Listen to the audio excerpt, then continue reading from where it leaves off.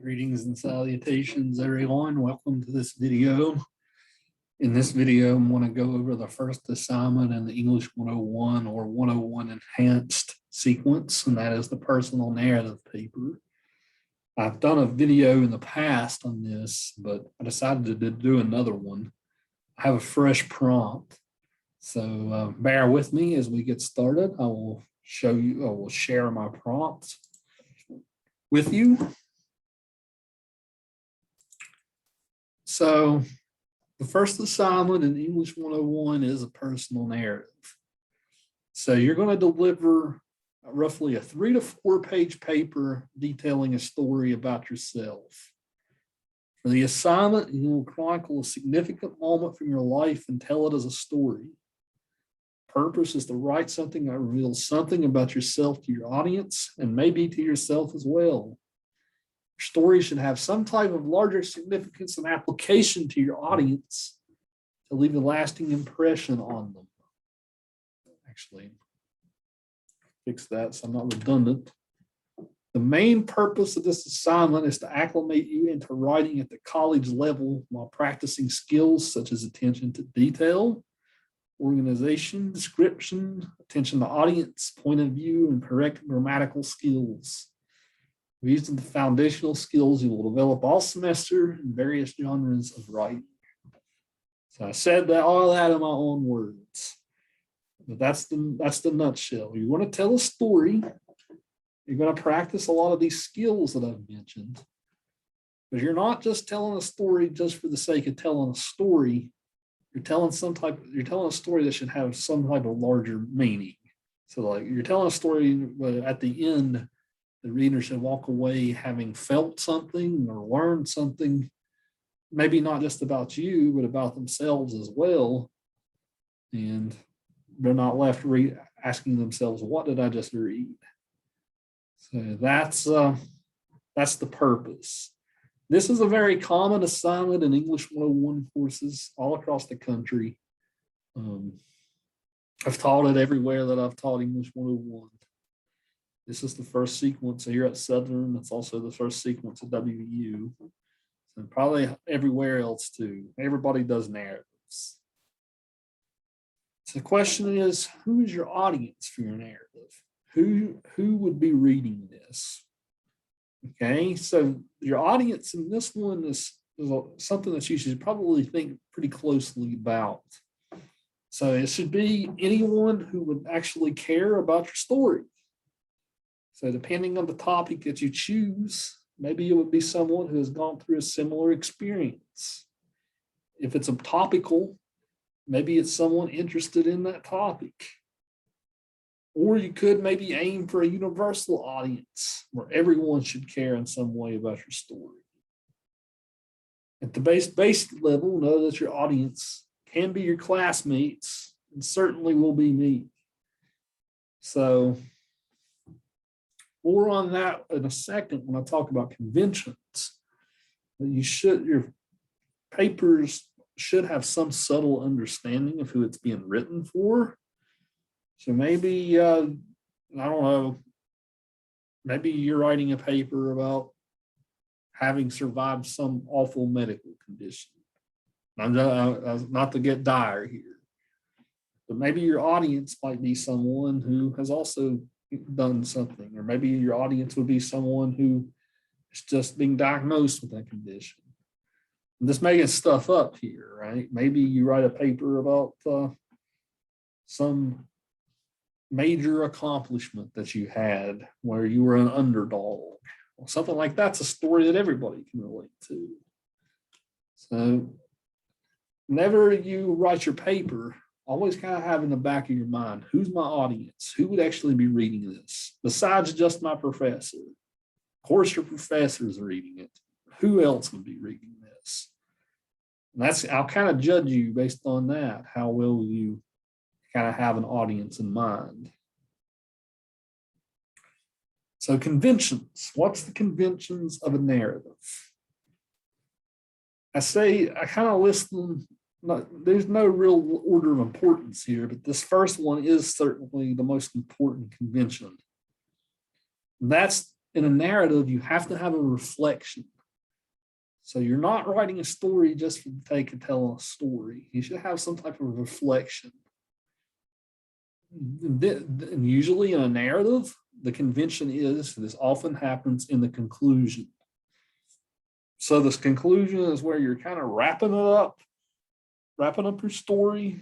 Then you're kind of relating to the reader why the reader should care about your story. So in a nutshell, that is what the reflection part is. If the narrative doesn't have reflection, then the narrative kind of loses its point and its meaning. You're not telling a story just for the sake of telling a story. You're telling it to make the reader think or feel something. So remember, this always happens at the conclusion. So if anything, then in the conclusion of a narrative, the conclusion paragraph is the most important part.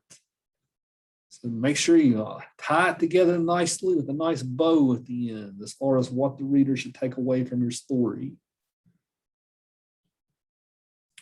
You do have some freedom with which to organize the story. So this is where I'm going to start to sound a little vague as far as expectations.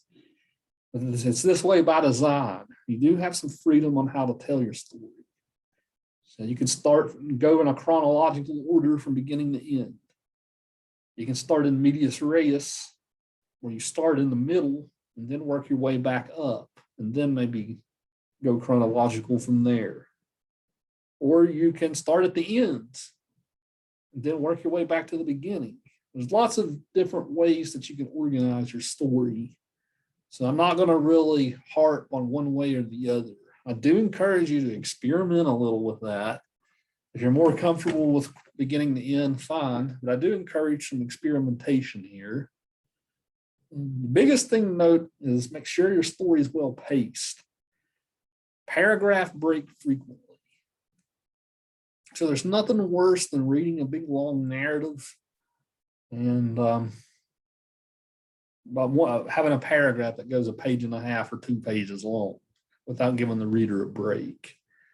So I would say here, anytime there's some type of change in the action, some type of change in the setting or something like that, give us a paragraph break. Let the reader take a second before pondering the next place. So I don't want to see papers that are 1 or 2 giant paragraphs long. Break them up. There's no set limit on how many paragraphs you can have in a narrative. Just break them up, pace the reader well. Okay. The next point is show and not tell. Don't tell us the story in a this happened, then this happened, then this happened sort of way. Show us. Put the reader in the certain scenes or moments. Describe the sights, the smells, the sounds. Stop and smell the roses as you tell your story. So you're not telling us your story. You're not saying this happened, this happened, this happened. You're showing us the story. So you're putting us in several different scenes in the story to anchor us. And when you do show and not tell, you're appealing to the reader's senses. So you should have some imagery here. Imagery. So give us some images that appeal to our sense of sight, our sense of taste, our sense of smell, our sense of touch. Right? So the senses are how we people perceive things. So appeal to our senses. Give us some vivid details and vivid images. I say here, appeal to the reader's mind by incorporating some figurative language. Use similes, metaphors, personification, hyperbole, right? Any type of figurative language you can think of, include it. I'm not going to go too deep into that in this video. I will provide you a separate handout, though, that explains all of these.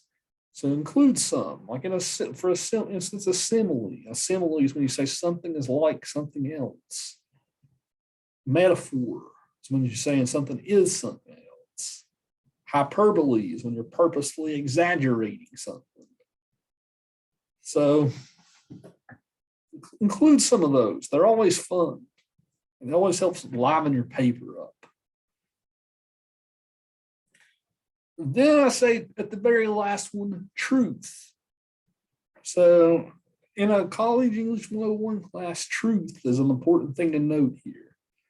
Tell the story, at least for me, tell the story you want to tell. This is a college class, so there's no need to censor yourself with regards to what you want to write about in terms of content. You can write about anything you want. It can be as heavy or as light of a story as you want to tell. Writing is good therapy in many ways. Use the assignment to help you understand yourself better.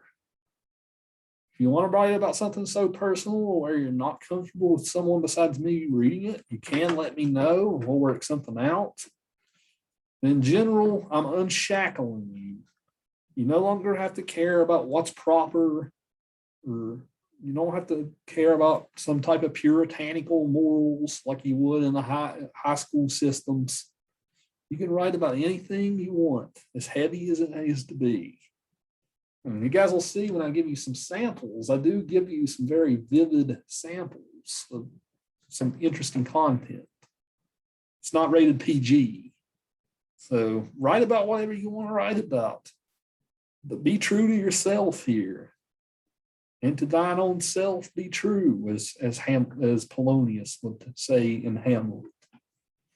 All right, so don't censor yourself. Write about whatever you want. Feel comfortable to write about whatever you want with me. I do not judge. Okay. Then you'll, of course, want to practice good grammar, avoid comma splices, run-ons, sentence fragments. Keep writing in the active rather than the passive voice. Avoid spelling errors. There's other videos that will be accompanying this one in an online course for me where I'll explain those. But I'm not going to go over submission process or any of that. I want this video to be used in all of my future classes, so I'm not going to tie any one assignment to this video. But in a nutshell, that's how you do a narrative. It's very loose. There's not many conventions other than the conclusion, reflection. Just in general, have fun with it. This is your first college paper, so have fun with it. Write about something that you want to write about. I'm not forcing you to write about anything you don't want to, other than just doing the assignment at all. So I wish you the best of luck as you get started. Best of luck in your first semester, if this is your first semester in college. If you guys need me, let me know. Usually I give a time period where you have a draft ready. If you ever want to show me a draft, please take time and come to my office hours and let me read over a draft even before it's due. I'll be happy to give you some early feedback. Until then, guys, take care. Good luck. Happy writing.